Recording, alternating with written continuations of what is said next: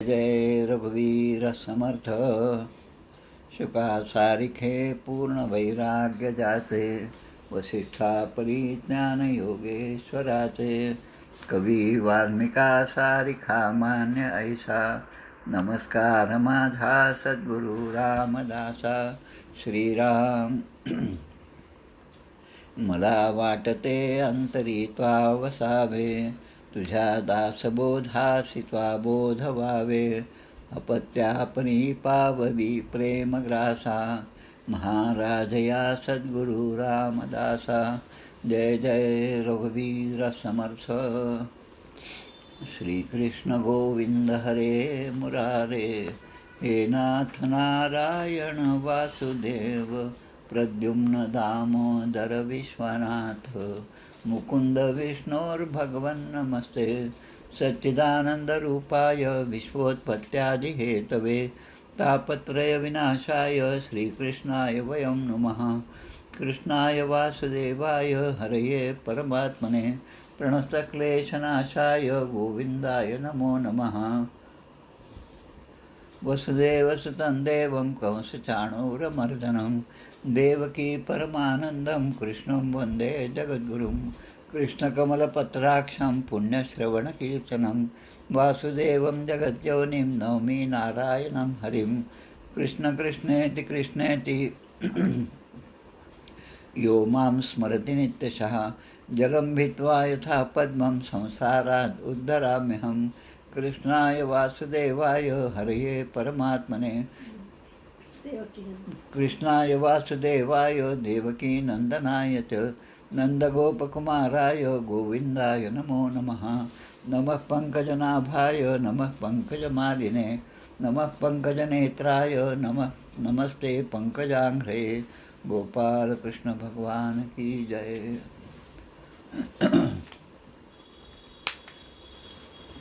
चतुश्लोकी भागवत.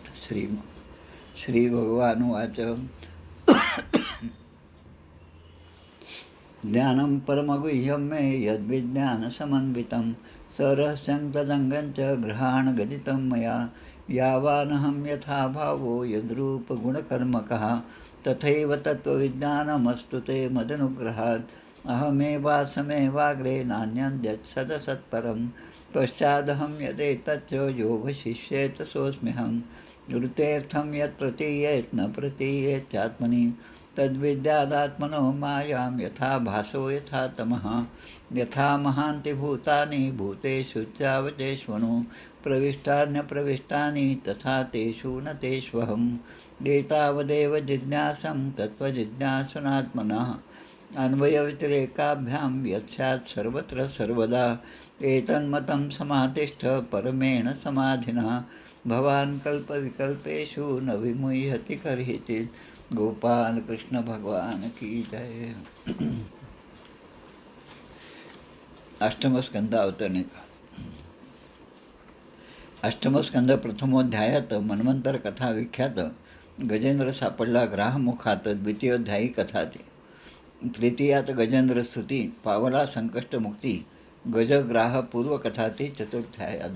चतुर्थाध्यायात ब्रह्मदेवताकृत भगवस्तुती पंचमोध्यायी निवेदिली ती. देवदैत्य सागर मंथती षष्ठाध्यायी ती कथा. सिंधू मंथन शिवविषपान सप्तमात निवेदन. मोहिनी अवतार ग्रहण अष्टमोध्यायी. अमृत वितरण नवमात. देवासुर संग्राम दशमात. संग्राम समाप्ती एकादशात. द्वादशी मोहिनी शिवमोहन. पुढील 7 मन्वंतर. त्रयोदशात त्यांचा विस्तार. मनुच्या कर्माचा विचार चतुर्दशोध्यायी. बली स्वर्गविजय पंचादशात. अदिती पयोव्रत षोडशात. अदितीशी प्रभुप्राप्ती सप्तदशात. वामन बली भेट अष्टादशी. त्रिपाद भूमिदान कथा 19 विख्याता. द्विपादे जिंकी विश्वसत्ता 22व्यात वामन. बलिबंधन 21. बली मुक्तता 22. बलीशी सुतलप्राप्ती 23. 24 मत्स्यावतार कथा. गोपाल कृष्ण भगवान की जय. जय जय रघुवीर समर्थ. कालपासून आवाज जरा बिघडला आहे. कालच्या उपासनेमध्ये तर आवाजच नव्हता निघत. असं श्रीमद भागवत अष्टमस्कंद आणि 5वा अध्याय आज आपल्याला पाहायचा.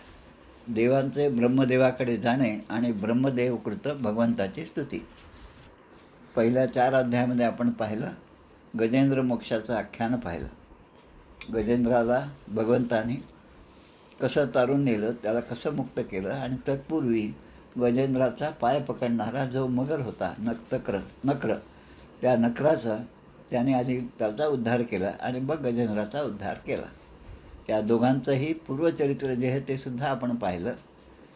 आणि आत्तापर्यंत या 4 अध्यायामध्ये होतं की हे जी स्तुती आहे जी गजेंद्राने केली पूर्वजन्माच्या ज्ञानामुळे, पूर्वजन्माच्या अभ्यासामुळे आणि पूर्वजन्माचं स्मरण राहिल्यामुळे, आणि त्यामुळे भगवंतानी ही त्यांच्यावर कृपा केलेली आहे.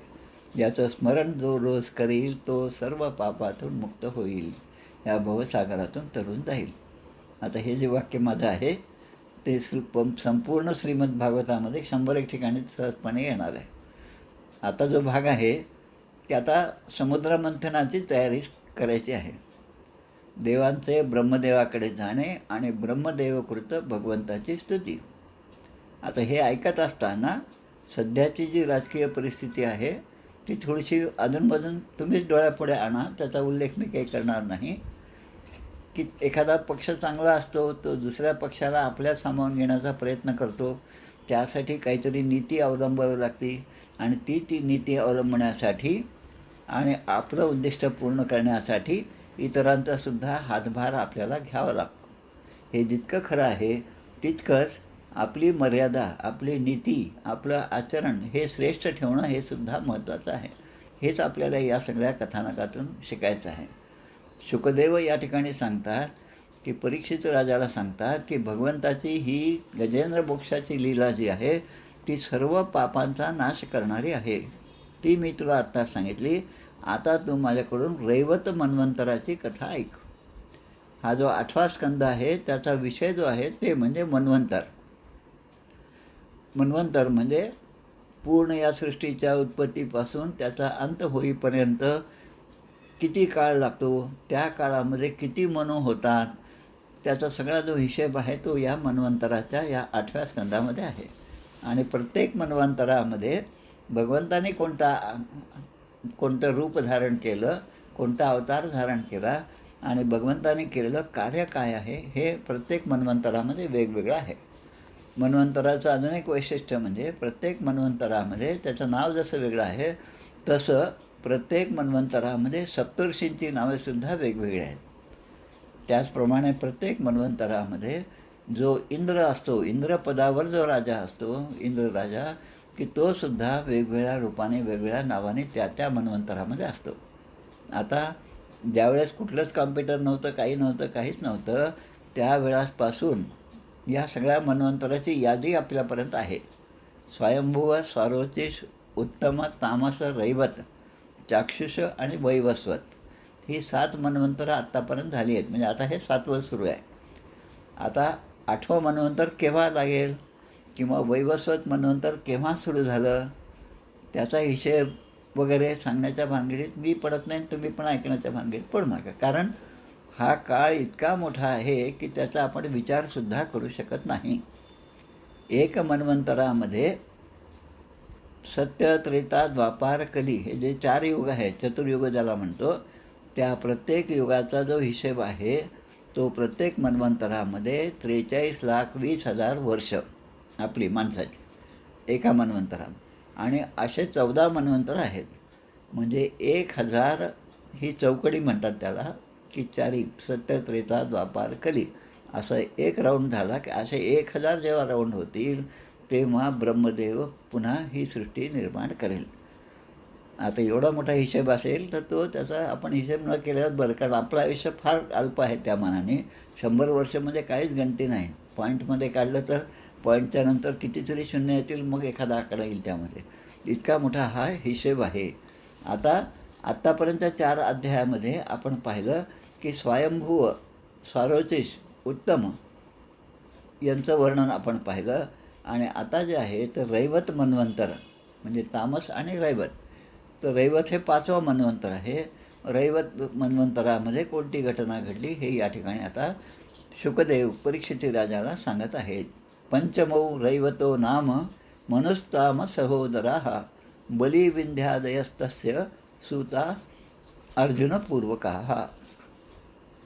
5व्या मनूमध्ये मनूचं नाव होतं रैवत होतं आणि 4थ्या मनूचं नाव होतं तामस.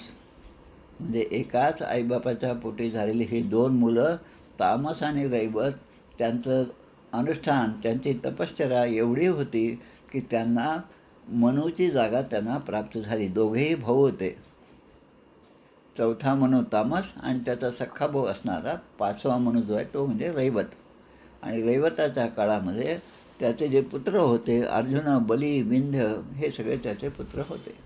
आणि या 5व्या रैवत मन्वंतरामध्ये जो इंद्र होता त्या इंद्राचं नाव विभू असं या ठिकाणी दिलेलं आहे. विभुर इंद्र हा सुरगणा राजनभूत रया दया हिरण्यरोमा वेदशिरा ऊर्ध्वबाहो दया द्विजा. त्या मन्वंतराचे नाव, त्या इंद्राचे नाव विभू होतं आणि त्यामध्ये भूतरय इत्यादी देवांचे गण होते. प्रत्येक मन्वंतरामध्ये देवगणसुद्धा वेगवेगळ्या नावाने असतात आणि त्यानंतर त्यांचे सप्तर्षीसुद्धा वेगळे असतात. तर आता या रैवत मन्वंतरामध्ये जे सप्तर्षी आहेत त्यांची नावं ऊर्ध्वबाहू, देवबाहू, पर्जन्य, वसिष्ठ, यदुग्न, वेदशिरस आणि हिरण्यरोमन अशी ती नावं आहेत. आता ही नावं फक्त माहीत असावं म्हणून सांगते. हे सगळं काही लक्षात ठेवण्याची गरज नाही. लक्षात काय ठेवायचं? प्रभाते मनी रामचिंतीचं जावा, पुढे वैखरी रामा आधी वदावा. समर्थाने आपल्याला सगळ्यात सोपा असा मंत्र दिलेला आहे. आणि दुसरीकडे काय म्हणतात ते, निगमकल्पतरोर गलितम फलम सुखमुखाद अमृतद्रवसंयुतम पिबत भागवतम रसमालयम मुहुरहो रसिका भुवी भावुकाहा. म्हणजे या श्रीमद भागवत रूपी हे जे अमृतरूपी हे जे फळ आहे त्या फळाचा रसमालयम, तो रस आपण अखंडपणे पिबत, म्हणजे तो आपण पिला पाहिजे. म्हणजे त्या रसामध्ये आपण आपलं जीवनसुद्धा विसरून गेलं पाहिजे आणि त्याचा आनंद घेतला पाहिजे. आणि कसा की मुहुरहो रसिको भुवी भावुकाहा, त्या रसाचं कुठपर्यंत घ्यायचा आनंद? रसमालयम. काल छान सांगितलं बरं, राघवाचार्य म्हणून जे आहेत त्यांचं भागवत सप्ताह असतो, अनेक ठिकाणी यूट्यूबवरसुद्धा उपलब्ध आहे. त्यामध्ये रसमालयम याचा अर्थ त्यांनी खूप छान सांगितलं. रसम आलयम, आलयम म्हणजे लय होईपर्यंत, म्हणजे प्रभाते मनी रामचिंतीचं जावा, पुढे वैखरी रामा आधी वदावा. म्हणजे या जीवप्राप्ती झाल्यानंतर त्या जीवांनी जन्मल्यापासून ते मृत्यूपर्यंत, म्हणजे आलय शब्द जसा आहे, आलय म्हणजे लय होईपर्यंत, आणि जीवाचा लय म्हणजे त्याचा मृत्यू आहे. म्हणजे अखंडपणे नाम जे आहे ते नाम आपण घेतलं पाहिजे, एवढंच यातून अर्थ घ्यायचा. आणि पुन्हा असं सांगतात, जन्मांतरे भवेत पुण्यम तदा भागवतम लभेत. जन्मांतराचं पुण्य असेल तर श्रीमद भागवताच्या कथेचं श्रवण जीवाकडून घडते. म्हणजे आता त्या दृष्टीने या 4:30च्या सत्संगामध्ये तुम्ही, आम्ही आणि याला प्रेरणा देणारं, आणि शेवटी प्रेरणा देणारं कोणी मनुष्य नसून त्या मनुष्याच्या रूपाने भगवंतच प्रेरणा देतो, एवढं आपण लक्षात घ्यावं.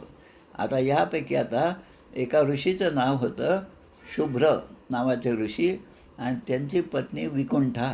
शुभ्र आणि विकुंठा, आणि यांच्या पोटी जो जन्म झाला तो भगवंताचा अवतार, ज्याचं नाव आहे वैकुंठ.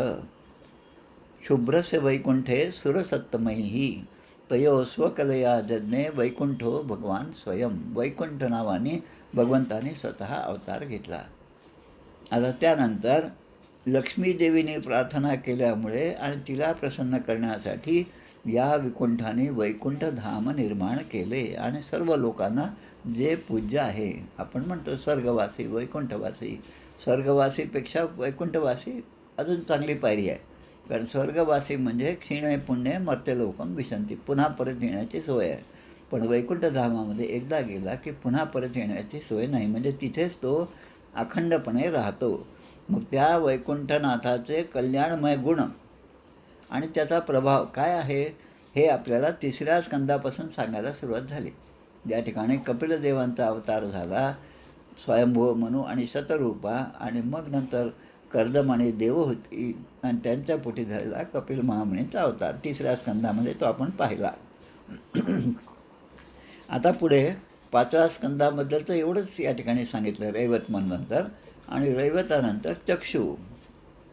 चक्षु कोण, की चक्षु जो होता मनू, त्या चक्षुचा पुत्र हा चाक्षुष. म्हणजे आता मन्वंतराचं नाव चाक्षुष मन्वंतर. त्यामध्ये पुरुष, सुद्युम्न असे त्यांचे पुत्र होते. आणि त्यावेळेस इंद्राचं नाव होतं मंत्रद्रुम. जसं इंद्रद्युम्न राजा होता तसं या ठिकाणचं नाव आहे मंत्रद्रुम. द्रुम म्हणजे वृक्ष, मंत्रद्रुम. आणि आप्य इत्यादी त्यांचे देवगुण होते. त्यांच्या या मन्वंतरामध्ये हविष्मा, वीरक इत्यादी सप्तर्षी ऋषी होते. आता आपण पाहिलं असेल, अकोल्यामध्ये जे राहत होते त्यांना वीरक आडनाव काही नवीन नाही. यामध्ये कुठेतरी एक पंजाबी बाई होत्या वीरक नावाच्या, त्या आपल्या आणि आपल्या कमिटीमध्ये किंवा नगरपालिकेमध्ये सुद्धा होत्या. म्हणजे हे जे नाव आहेत आज असणारे, तीसुद्धा त्याचासुद्धा संबंध श्रीमद भागवतातील कोणत्या ना कोणत्या नावाशी येत असतो. तर वीरक हा सुद्धा सप्तर्षींपैकी एका ऋषींचं नाव आहे. पुढे भगवंताचा अजित हा अवतार झाला. तो अजित अवतार कोणाच्या पोटी, तो वैराज आणि संभूती यांच्या पोटी अजित नावाचा अवतार, अंशावतार आहे, तो भगवंताने ग्रहण केला. आता हा अजित अवतार आपल्याला या अष्टमस्कंदासाठी महत्त्वाचा आहे. कारण याच अवताराने समुद्रमंथन करताना अमृत हे देवांना मिळवून दिलं होतं. तीच कथा आपल्याला पाहिजे, ते कसं मिळवून दिलं. आणि याच अवतारामध्ये भगवंताने कच्छप रूप धारण केलं. कूर्म रूप जय जय राम, वराह रूप जय जय राम आपण जे म्हणतो, तोच कच्छप रूप, कूर्म रूप जो आहे तो भगवंताने धारण केला. ब्रह्ममाणो अंबसी धृतः. अंबसी धृतः, अंबसी, अंब म्हणजे समुद्र, धृतः कर्मरूपेण मंदरः. आणि तो भगवंताने कूर्मरूप धारण केलं. धृतः म्हणजे धारण केलं. काय धारण केलं, तर मंदराचल या पर्वताला आपल्या पाठीवर त्याने धारण केलं. जसं गाय, म्हशी, जनावर आहेत, त्यांना जर खास सुटली तर एखाद्या झाडापाशी जातात आणि त्या झाडाला आपलं अंग जसं घासून घेतात आणि त्यामुळे त्यांना जसा आनंद मिळतो, तसं भगवंताला आनंद मिळण्यासाठी भगवंताने कूर्मरूप धारण केलं. आणि आता कूर्मरूप धारण केल्यावर पाठीला आता खास सुटली आहे, तर मग आता भगवंताने आपली सोय आपणच करून घेतली. तो मंदर पर्वत जो आहे तो आपल्या पाठीवर धारण केला आणि तो मंदर पर्वत घुसळण्याच्या रूपाने भगवंताने आपली इच्छा पूर्ण करून घेतली. आता इथे राजा परीक्षितीने पुन्हा प्रश्न विचारला, यथा भागवता ब्रह्मन् मथितः क्षीरसागरः. मथित म्हणजे मंथन करणं, क्षीरसागराचं मंथन करणं. यदर्थं वा यत्तश्चाद्रीं दधारांबुराचा चरात्मना. हा मंदरातील पर्वत त्याने पाठीवर का धारण केला? क्षीरसागर म्हणजे एवढ्या मोठ्या सागराचं मंथन कसं केलं? आपल्या घरी जेव्हा आपण लोणी वगैरे काढतो, साय गोळा करतो, साय जास्त झाली तर एखादं मोठं भांडं आणावं लागतं. आपल्या घरची असणारी रवीसुद्धा ती लहान पडती. हे जसं आहे, तर मग या पूर्ण समुद्राचं मंथन करणं ही काही साधी गोष्ट नाही. मग आता त्यामधून अमृत कसं मिळवलं? कोणत्या कोणत्या वस्तू त्यातून प्राप्त झाल्या? कारण एखादं कर्म आपण करत असताना ज्या उद्देशाने आपण कर्म करतो त्याचं फलित जे आहे ते लगेच आपल्या हातामध्ये लागेल असं नसतं. आणि ते फळ मिळत असताना आपण ज्याला इंग्रजीमध्ये बाय प्रॉडक्ट म्हणतो, म्हणजे मुख्य प्रॉडक्ट जे आपल्याला पाहिजे ते तर मिळतं, पण त्याच्या व्यतिरिक्त ऊसाच्या कारखान्यामध्ये जसं ऊसाचा रस महत्त्वाचा आहे आणि त्या रसापासून साखर निर्माण होती, म्हणजे साखर निर्मिती हे त्या कारखान्याचं उद्दिष्ट आहे. पण साखर निर्मिती करीत असताना बगॅस म्हणजे ते रस बाजूला काढला की मग जे काही चोयट्या साली ज्या निघतात त्याच्यापासूनसुद्धा काहीतरी निर्माण करता आलं पाहिजे. आणि मग शेवटी पेपर बोर्ड आपण पाहतो, पुठ्ठे जे असतात ते सुद्धा अशा कचऱ्यापासूनच निर्माण होतं. हे सगळे बाय प्रॉडक्ट झाले. तसं या ठिकाणी प्रश्न विचारला की त्या समुद्रातून अमृत निघालं हे बरोबर आहे, पण त्याच्या व्यतिरिक्त अजून कोणत्या गोष्टी निघाल्या की ज्याची अपेक्षा नव्हती पण त्या निघाल्या. आता त्या निघाल्यानंतर मग त्या कोणी घेतल्या? असा प्रश्न या ठिकाणी राजाने विचारलेला आहे, परीक्षित राजाने. त्वया संकथ्यमानेन महिम्नाथ सात्वतां पते नातितृप्यते मे चित्तम सुचिरम तापतापितम. म्हणजे जसं जसं तुम्ही या सगळ्या गोष्टी सांगत आहात तसं तसं माझ्या मनामध्ये ते सगळं ऐकण्याची उत्सुकता निर्माण होत आहे. दोन गोष्टी आहेत, शिक्षकाने शिकवावं आणि विद्यार्थ्यांनी ग्रहण करावं. आता या प्रक्रियेमध्ये शिक्षकांनी अशा प्रकारे शिकवावं की विद्यार्थ्याच्या मनामध्ये जिज्ञासा निर्माण झाली पाहिजे, आणि जशी जशी जिज्ञासा निर्माण होईल त्याप्रमाणे उत्तर देण्याची क्षमता शिक्षकाकडे असली पाहिजे. म्हणून गुरु शिष्य जो आहे, गुरु शिष्यांचा संवाद असं आपण जे म्हणतो, त्यामध्ये जेवढं महत्त्व गुरुला आहे तेवढंच महत्त्व शिष्याला सुद्धा आहे. शिष्यामध्ये ती तळमळ नसेल तर गुरु कुठल्याही प्रकारचं ज्ञान देणार नाही. ती तळमळ पाहून ते त्याप्रमाणे त्याला जेवढं झेपेल तेवढं. एकदम पोतं लहान मुलांच्या पाठीवर ठेवलं तर तो मुलगा त्या पोत्याखालीच दबून जाईल, पण त्याची क्षमता असेल त्याप्रमाणे त्याला ते सांगणं हे सद्गुरूंचं काम आहे. तसं या ठिकाणी आपल्या राजाने हा सगळा प्रश्न विचारलेला आहे. तेव्हा सूतजी शौनकादी ऋषींना सांगतात की शुकदेवांनी या राजाचा जो प्रश्न होता ते प्रश्न ऐकून त्यांचं अभिनंदन केलं आणि भगवंताचे पराक्रम वर्णन करण्याला सुरुवात केली. नैमिषारण्यम सूतमासीन, की सूतजी आसनावर बसलेले आहेत आणि 88,000 ऋषी समोर बसलेले आहेत, आणि त्यांचे प्रमुख असणारे जे शौनक आहेत, म्हणजे शौनकादी ऋषी आपण म्हणतो, शौनक आणि ते 88,000 यांनी विचारलेल्या एका प्रश्नाचं उत्तर ते सूतजी देत आहेत. आणि ते पूर्वकथानक जे सूतजीने ऐकलं होतं ते शुकपरीक्षेचे संवाद आपल्याला भागवताच्या रूपाने सांगत आहेत. आता शुकाचार्य म्हणतात की या युद्धामध्ये आता सगळं हळूहळू एक एक गोष्ट आपण पाहत आहोत. एक एक अध्याय करत 345 अध्याय घेण्यासाठी खूप वेळ लागणार हे अगदी कबूल आहे, पण अशा प्रकारे आपण केलं तर खरा अभ्यास भागवताचा होईल.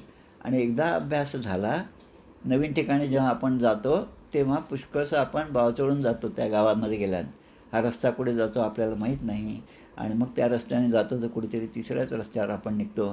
पण जेव्हा जेव्हा त्या नगराची पूर्ण ओळख होते तेव्हा मात्र आपण आपल्या इच्छित स्थळी जसे जाऊन पोचतो तसं या ठिकाणी एक एक अध्याय पाहत असताना याचं वैशिष्ट्य असं की आपल्यामध्ये भक्तीचा जागृती होणं हे फार महत्त्वाचं आहे. आणि एकदा ती भक्ती जागृत झाली तर भक्तीचे 2 पुत्र, ज्ञान आणि वैराग्य, तर ती ज्ञानाची प्राप्ती होईल आणि संसारातून वैराग्य निर्माण होईल. संसारातून आसक्ती निघून जाईल, म्हणजेच वैराग्य निर्माण होईल. तसं आता या समुद्रमंथनाची पूर्वतयारी आता आपल्याला ऐकायची आहे.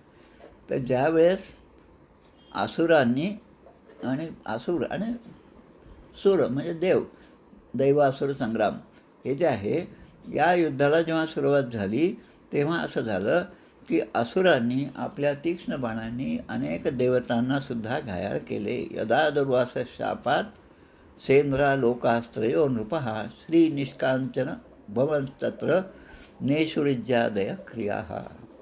दुर्वास ऋषींचा शाप झाला. आता दुर्वास ऋषी कुठून आले, त्यांचा शाप कुठे, तर दुर्वास ऋषी हे जे आहेत या सगळ्या गोष्टींना एक प्रेरणा देण्यासाठी, पुढील होणाऱ्या घटनांना प्रेरणा देण्यासाठी दुर्वास ऋषी जे खूप रागीट आहेत, त्यांची योजनाच असं आहे, ते पात्रच असं आहे की ते आल्याशिवाय पुढच्या घटना त्या तेवढ्या रोमांचित होत नाहीत. दुर्वास ऋषी आले आणि त्यांनी पाहिलं की ऐरावत गजेंद्रामध्ये माझी विभूती म्हणजे ऐरावत आहे, भगवंत सांगतात. त्या ऐरावतावर गजेंद्र, तो ऐरावत जो आहे त्यावर इंद्र बसलेला आहे आणि इंद्राची स्वारी चालली आहे.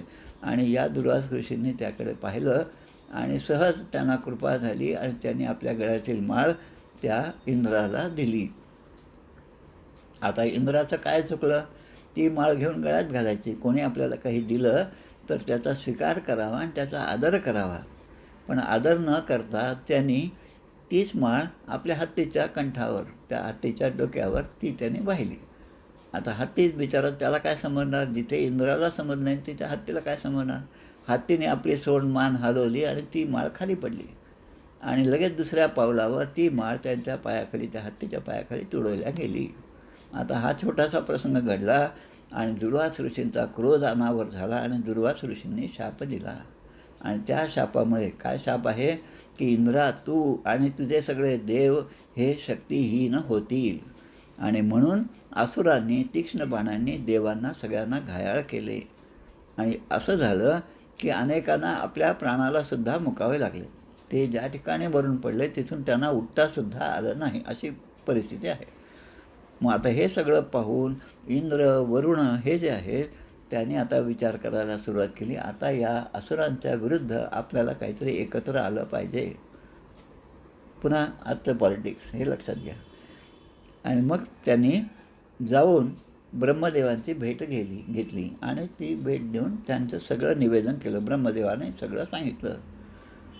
समाहितेन मनसा संस्मरण पुरुष परम उवाचोत्फुल्लवदनो देवांस भगवान परः. मग ब्रह्मदेवाने स्वतःचं मन एकाग्र करून भगवंताचे स्मरण केलं आणि ते देवांना म्हणाले. ब्रह्मदेव काय म्हणतात की स्वतः मी शंकर, तुम्ही सगळ्या देवता, असुर, दैत्य, मनुष्य, पशु, पक्षी, स्वेदज, उद्भिज, अंडज, जारज म्हणजे सगळ्या खाणी, त्याच्यानंतर सगळे वृक्ष, सर्व प्राणी ज्या विराट स्वरूपाच्या अत्यंत लहान अंशापासून उत्पन्न झालो आहोत. गीतेमध्ये जे म्हटलं ना, एकांशेन स्थितम जगत, 360 अंशापैकी एका अंशाच्या काही भागामध्ये हे सगळं अनंत कोटी ब्रह्मांड निर्माण झालेलं आहे. आता इतका मोठा ज्या ब्रह्मांडाचा विस्तार आहे आणि त्यापासून आपण सगळे निर्माण झालेले आहोत. म्हणून आपण एकच गोष्ट करू शकतो की त्या अविनाशी प्रभूला शरण जावं. प्रपन्नामृत, शरणागती जी आहे ती सगळ्यात चांगली. व्रजाम सर्वे शरणं तम अव्ययम. आणि आता पुढे म्हणतात की त्या भगवंताच्या दृष्टीने कोणीही वध करण्यास योग्य नाही आणि कोणीही रक्षण करण्यास योग्य नाही. भगवंताचा विचार केला, जो आदिपुरुष होता त्याच्या दृष्टीने पाहिलं तर ही सगळी सृष्टीच नाही असं जेव्हा म्हणतात, तेव्हा कोणाचा वध करणार, कोणाचं रक्षण करणार, कोणाची उपेक्षा करणार, कोणाचं प्रेम दाखवणार, काहीच नाही. आणि मग तरी पण त्या भगवंताला विश्वाची उत्पत्ती, स्थिती आणि प्रलय म्हणजेच रजोगुण, सत्वगुण आणि तमोगुणाचा स्वीकार करावा लागला. आणि मग शुकाचार्य म्हणतात की देवांना असं सांगितलं आणि त्यांच्याबरोबर ब्रह्मदेव जे आहेत ते भगवंताचे निजधाम असलेल्या तमोगुणाच्या पलीकडे असणाऱ्या वैकुंठामध्ये गेले. आता सगळे देवता त्या ठिकाणी गेले. आता त्यांनी भगवंताविषयी आत्तापर्यंत फक्त ऐकलेलं होतं, पण भगवंताचं स्वरूप डोळ्यांनी पाहिलेलं नव्हतं. जसं आपले माहूरकर काका आहेत, जोपर्यंत हे माहूरकर आहेत हे जोपर्यंत आपल्याला माहीत नसतं तोपर्यंत अकोल्यात असो, पुण्यात असो, 25दा रस्त्याने जाताना जरी ते माझ्यासमोरून गेले तरी मी त्यांना ओळखत नाही. पण जेव्हा त्यांची ओळख होती, त्यांचं नाव माहिती आहे पण रूप माहीत नाही. जेव्हा नाम आणि रूप हे दोन्ही जेव्हा माहीत होतं तेव्हा समोरच्या माणसाची जशी ओळख होते तसं देवांना भगवंताविषयी सगळं त्याने ऐकलं होतं, श्रुत होतं, पण त्यांचं स्वरूप पाहिलेलं नव्हतं. आणि म्हणून त्यांनी सुरुवातीला तिथे गेल्याबरोबर भगवंताची स्तुती करायला सुरुवात केली. ब्रह्मदेव म्हणाले, ब्रह्मोवाच. आता ब्रह्मदेवाने केलेली स्तुती मी जसं सांगितलं, या श्रीमद भागवतामध्ये अनेक प्रकारच्या स्तुती यामध्ये आहेत. 100 काय 1000 पण स्तुती असतील. आणि त्यामध्ये पुन्हा तेच भगवंताचं स्वरूप काय आहे, निर्विकार आहे, सत्य आहे, अनंत आहे, आदिपुरुष आहे, सगळ्यांच्या अंतर्यामी विराजमान असणारे, सर्वस्य चाहम हृदि सन्निविष्टो मतस्मृतिर्ज्ञानमपोहनंच वेदैश्च सर्वै स रहमेव वेद्यो वेदांतकृद्वेद विदेव चाहम. भगवंताचं स्वरूप आहे.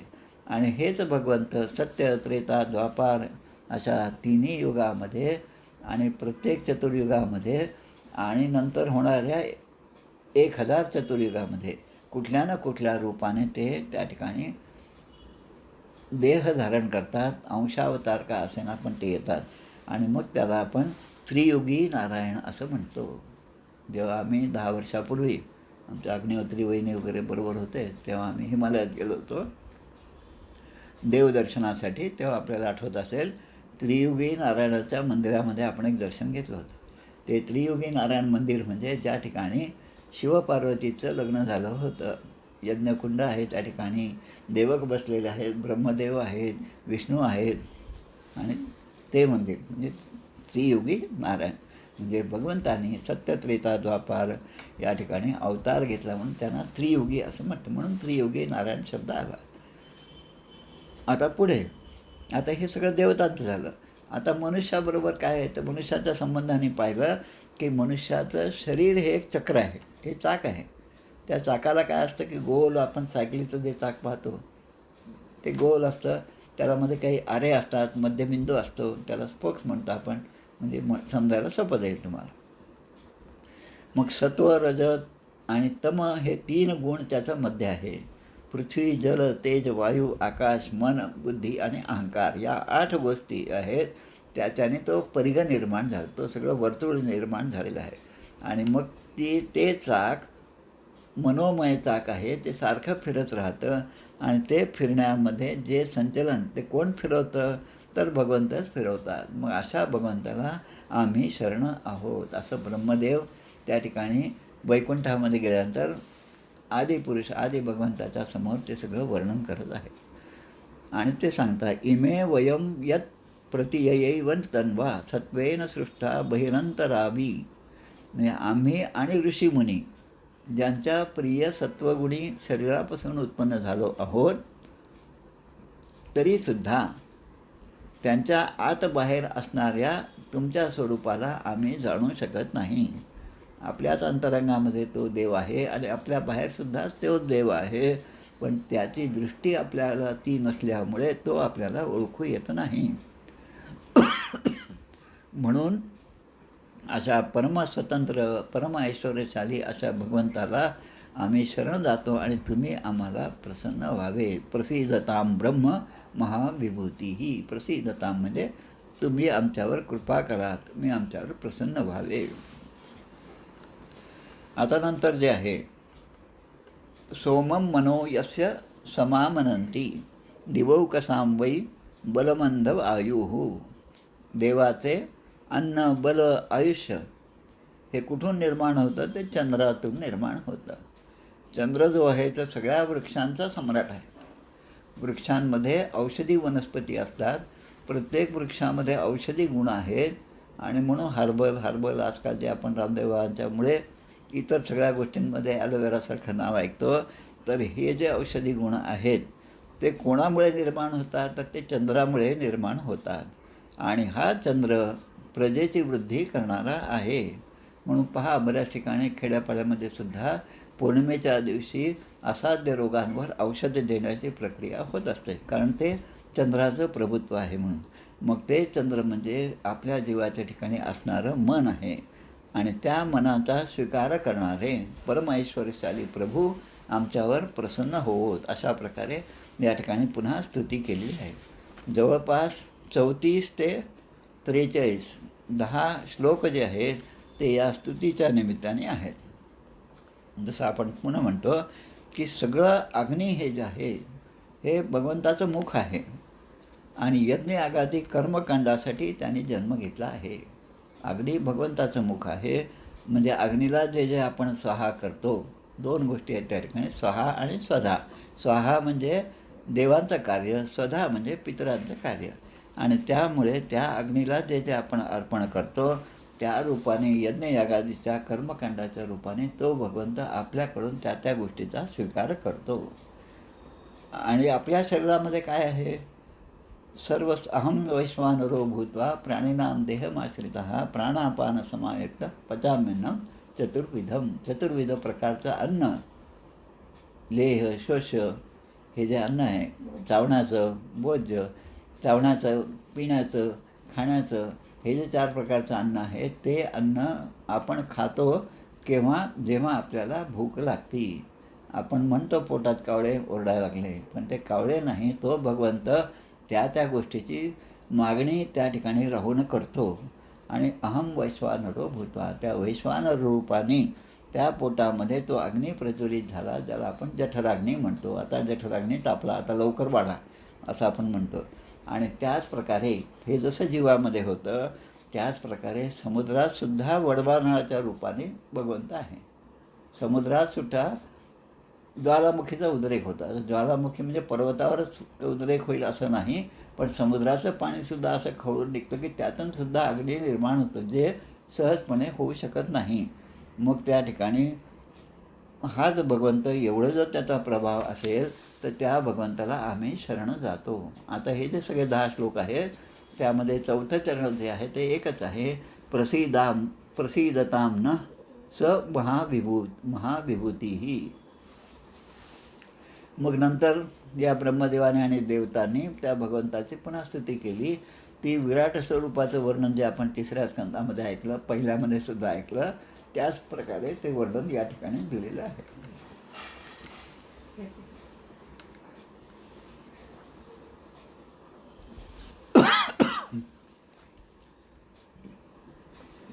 तर विराट स्वरूपाचं वर्णन जे आपण ऐकलं तेच पुन्हा आपल्या थोड्या डोळ्यासमोर आणा. श्रोत्रात दिशो यस्य हृदश्च खानी. श्रोत्रात दिशो, श्रोत्र म्हणजे कर्णेंद्रिय. कानाची क्रिया काय आहे, तर शब्द ऐकू येणे. आणि शब्द कुठून येतात, तर दिशा. आपण लगेच म्हणतो अरे तिकडून काहीतरी आवाज आला, म्हणजे ती दिशा नक्की होते. आणि त्याचं जे ज्ञान आहे ते आपल्या कानापासून होतं. तसंच नाभीपासून आकाश उत्पन्न झाले. आता नाभीपासून आकाश उत्पन्न होणं हे फार महत्त्वाची गोष्ट आहे, कारण ह्या आकाशापासूनच बाकी सगळे भूत निर्माण झाले आहेत. पृथ्वी, आप, तेज, वायू, आकाश. आकाशात चलनवलन झाल्यामुळे वायू निर्माण झाला, तो वायू परस्परावर घासल्यामुळे तेज निर्माण झालं, आणि त्या तेजाचा परिणाम म्हणून पाणी निर्माण झालं. आणि पुन्हा ते पाण्यातला जो अशुद्ध अंश आहे त्यापासून पृथ्वी निर्माण झाली. म्हणजे पृथ्वी, आप, तेज, वायू, आकाश अशी ती सगळी नावं आहेत.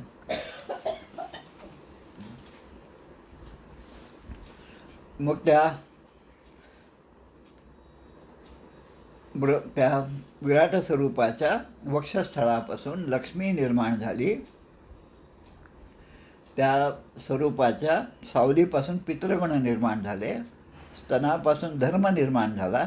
पाठीपासून अधर्म निर्माण झाला.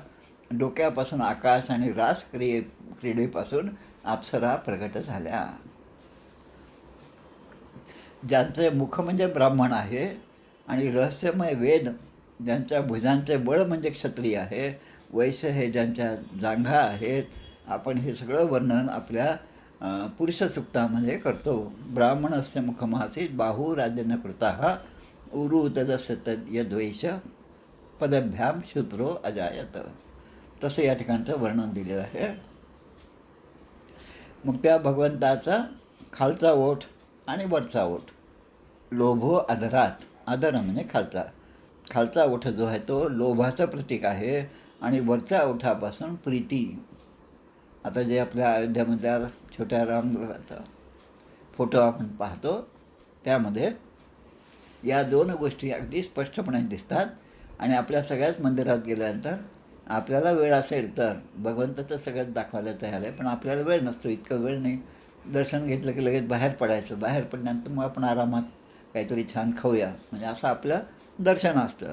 पण जेव्हा मनापासून भगवंताच्या या स्वरूपाकडे आपण पाहतो तसं त्याचं रूप जे आहे ते आपल्या मनामध्ये प्रगट होत असतं. तसं ओठापासून प्रीती आहे, नाकापासून कांती आहे, स्पर्शापासून पशूंना प्रिय असणारा काम. आता पशूंना प्रिय असणारा काम असल्यामुळे सांगतात की कुठेही महापुरुषाच्या दर्शनाला गेल्यानंतर त्यांना स्पर्श न करता आपण त्यांना नमस्कार केला पाहिजे. कारण स्पर्श केला की आपल्यातले दोष हे ते त्यांच्याकडे ओढून घेतात. आणि मग आपल्यातले दोष जर त्यांना लागू नये असं वाटत असेल तर दुरूनच दर्शन घ्यावं. आता भुवयांपासून यम आणि डोळ्यांच्या रोमापासून कालाची उत्पत्ती झाली. डोळ्याचे पापण्या ज्या आहेत त्यापासून काळाची उत्पत्ती झाली. अशा भगवंताने आमच्यावर प्रसन्न व्हावं. प्रसिद्धतां न स महाविभूतीही.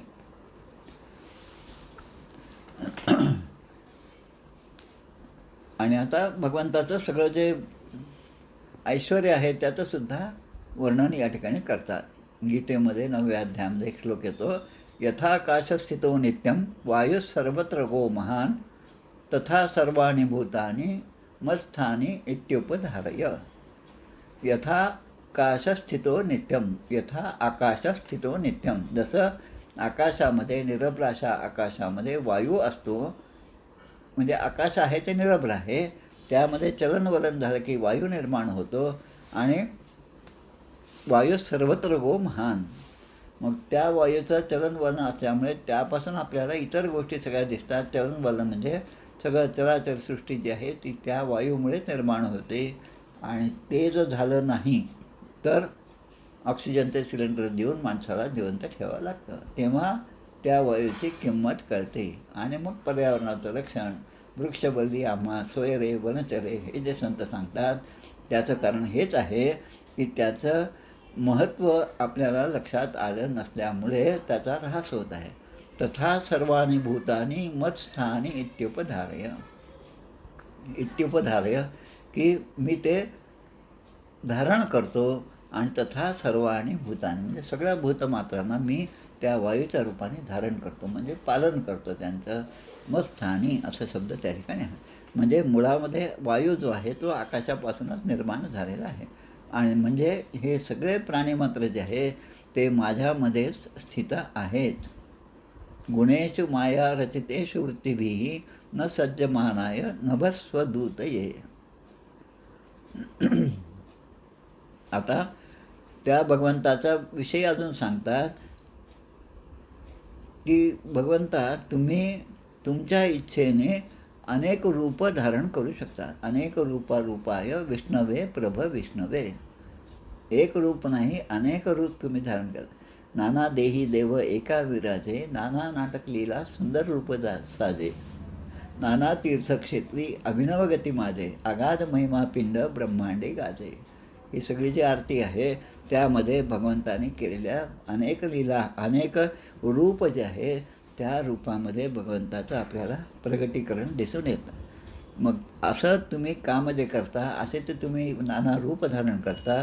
आणि ते प्रत्येक रूप धारण करून तुम्ही या ठिकाणी जे कर्तव्य, जे कार्य करायचं ते इतक्या सहजपणे करता. पण तुमच्या ठिकाणी विषयांचा लोभ नाही, कारण विषय तुम्हीच निर्माण केले.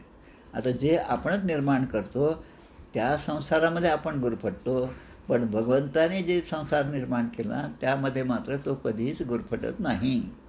हे त्याच्यामध्ये आणि आपल्यामधला हा फरक आहे. संतुष्ट सततम योगी यतात्मा दृढनिश्चयः मयि अर्पित मनोबुद्धिर यो मद्भक्त समे प्रिया. 12व्या अध्यायामधला श्लोक आहे.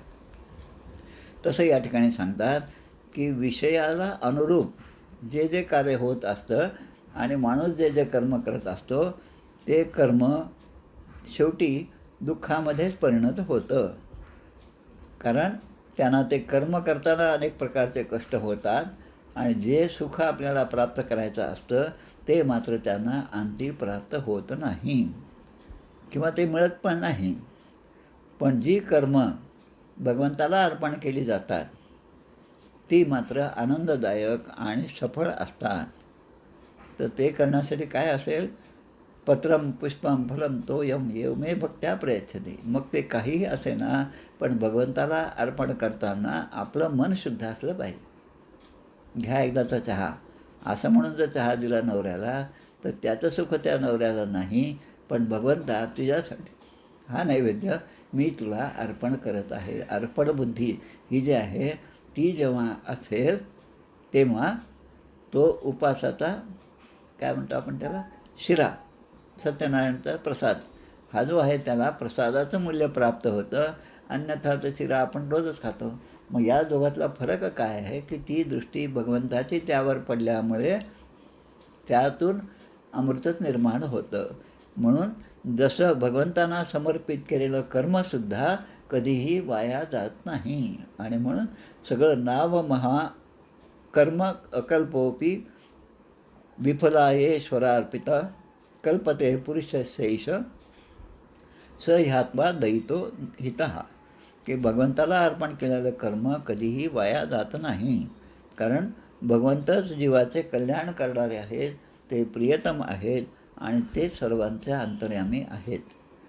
जसं यथाही स्कंदशाखानां तरोर्मूलावसेचनम, आपल्या ग्रंथराज दासबोधामध्ये सुद्धा अशी ओवी येते. तुळशीला पाणी कसं घालायचं? तुळस एक छोटंसं वृक्ष आहे. त्या तुळशी मातेला जेव्हा आपण पाणी अर्पण करतो तेव्हा वर शेंड्यापासून ते पाणी आपण टाकलं पाहिजे आणि ते हळूहळू खाली झिरपत जातं आणि मुळा जे आहेत त्यालासुद्धा ते पाणी सिंचन, ते पाण्याची शक्ती तिला प्राप्त होते. आणि मग दासबोधात हेही पण लिहिलं आहे की थोरा वृक्षा कैसे करावे. मोठं वडाचं झाड आहे, पिंपळाचं झाड आहे, मग त्याला काय वर जाऊन आपण पाणी टाकायचं का? मग ते म्हणतात की त्याच्या मुळाशी जरी पाणी टाकलं तरी ते पाणी मुळांपर्यंत जातं, पण त्या मुळांमुळे त्या झाडाचा प्रत्येक अंश, प्रत्येक भाग, फांद्या, डहाळ्या आणि फळं, फुलं हे सगळे टवटवीत होतात. तसं भगवंताची आराधना, सर्वात्मा अशा परमेश्वराची आराधना म्हणजेच सर्व प्राण्यांची आराधना आणि आपल्या अंतरात्म्याची सुद्धा आराधना आहे. सगळं प्राणिमात्रांना सुखी करावं. जे जे भेटी जे भूत ते ते मानिजे भगवंत, हा भक्तियोग निश्चित जाण माझा. आणि म्हणून प्रत्येकाशी व्यवहार करताना त्याच्यामधनं असणाऱ्या भगवंताचा अंश त्याकडेच आपलं लक्ष असलं पाहिजे. बाह्य जे आहे ते काही भेटो कोणी एक नर धेड महार चांभार, त्याचे राखावे अंतर या नाव भजन, असं समर्थ भजनाची व्याख्या करतात. तसं एवं आराधनम विष्णोः सर्वेषां आत्मनश्चही, म्हणजे भगवानाची, विष्णूची आराधना करण्याचा हाच एक साधा उपाय आहे की सर्वांवर आपण अशा दृष्टीनेच पाहिलं पाहिजे. आणि मग अशा भगवंताच्या नमस्तुभ्य अनंताय, नमस्तुभ्यम अनंताय दुर्वितर्क्यात्मक कर्मणे निर्गुणाय गुणेशाय सत्वस्थाय च सांप्रतम. सध्या सत्वगुणात स्थित असणारा भगवंत जो आहे त्याच्या अनेक लीला आपल्याला ऐकायला मिळतात, अनेक ग्रंथामधून त्या मिळतात, अनेक प्रकारच्या चांगल्या चांगल्या सिरियलमधून सुद्धा आपल्याला त्या सगळ्या आहेत आणि ग्रंथामधून तो स्पष्टपणे वाचायला मिळतात. अनेक प्रवचनातनं सप्ताहामधून ते आपल्याला ऐकायला मिळतात. पण या सगळ्या गुणांच्या पलीकडे असणारा, या सगळ्या गुणांचा गुणनिधी जो आहे तो मात्र सत्वगुणामध्ये स्थित आहे. सत्वगुणे भगवतभक्ती, रजोगुणे पुनरावृत्ती, तमोगुणे अधोगती पावती प्राणी. तर अशा अनंत शक्तिमान असणाऱ्या परमेश्वराला आम्ही नमस्कार करीत आहोत. अशा प्रकारे या ठिकाणी सगळ्या देवतांनी जाऊन त्या वैकुंठामध्ये असणाऱ्या भगवंताची स्तुती केलेली आहे. याला आपले श्रीधर स्वामी जे आहेत, ज्यांनी श्रीमद भागवतावरची टीका लिहिली आहे, त्यांनी या अध्यायाला हरिस्तुती नामक अध्याय असं म्हटलेलं आहे. हरिस्तुती, भगवंताची स्तुती या अध्यायामध्ये दिलेली आहे. आणि इथे जे म्हटलं आहे ते श्रीमद भागवते महापुराणे पारमहंस्यां संहितायां अष्टमस्कंदे अमृतमथने पंचमोध्याय, त्याला हरिस्तुती असं म्हटलेलं आहे. आता हे श्रीधर स्वामी जे आहेत, श्रीधरी टीका जे आहे, खूप जुनं असं ते त्यांनी त्यावर भाष्य लिहिलं आहे. पूर्ण श्रीमद भागवतावर अनेक ग्रंथ त्यांचे लिहिलेले आहेत. आणि विशेष सांगायचं म्हणजे समर्थ पंचायतनातील निगडीकर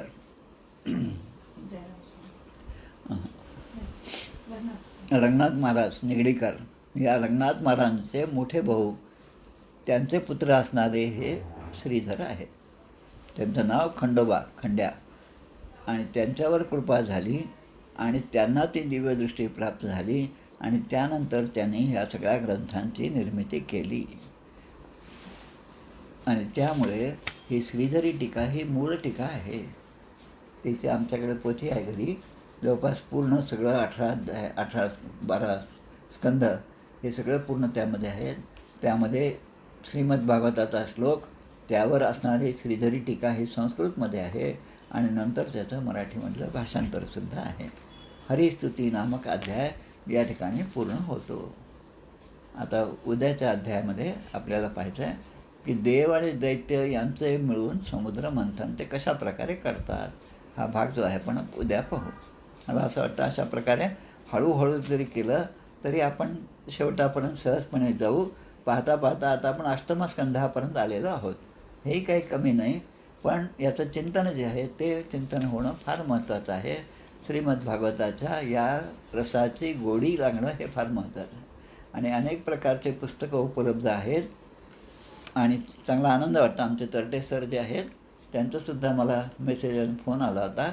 श्रीरामकथा हे ते सांगतात आणि त्यानंतर आता ते श्रीमद्भागवताकडे वळलेले आहेत.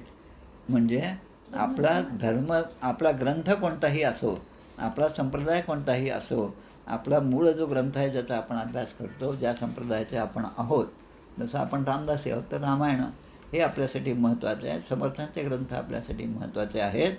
पण त्यामध्ये अधिक गोडी निर्माण होण्यासाठी श्रीमद्भागवतासारखा दुसरा ग्रंथ नाही. कारण या ग्रंथाच्या वाचनाने भक्तीचा जो ओलावा निर्माण होतो तो फक्त याच ग्रंथाच्या वाचनाने, श्रवणाने, चिंतनाने, अभ्यासाने निर्माण होतो. आणि म्हणून या ग्रंथाला, कारण हा व्यासोच्छिष्टम जगत सर्वम, ते व्यास कोण आहेत? भगवंताच्या अनेक विभूतींमध्ये या व्यासांना, कृष्णद्वय पावन व्यास जे आहेत ते सुद्धा माझी विभूती आहेत असं गीतेमध्ये म्हटलेलं आहे. या ठिकाणी आपण थांबूया. 2 मिनिटामध्ये आपण आरती म्हणूया.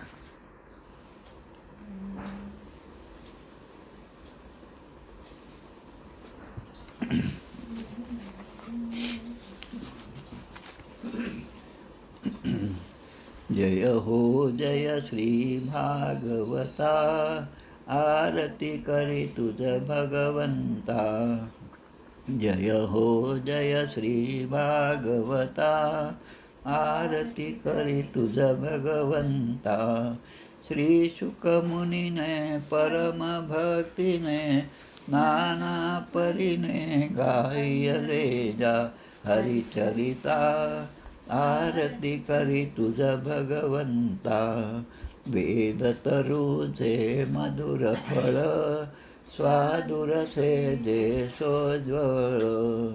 आत्मा राम मुनी अचळ, सेवुनी करीती जन सफळ. महापर्वणी आली अवनी, की अगहरणी भवजलतरणी ती पतिता. आरती करी तुझ भगवंता. येथे व्यासाची वाणी, सार्थक हरिगुण गावोनी. शास्त्र पुराणी मुकुटमणी, परम प्रेमामृत जननी.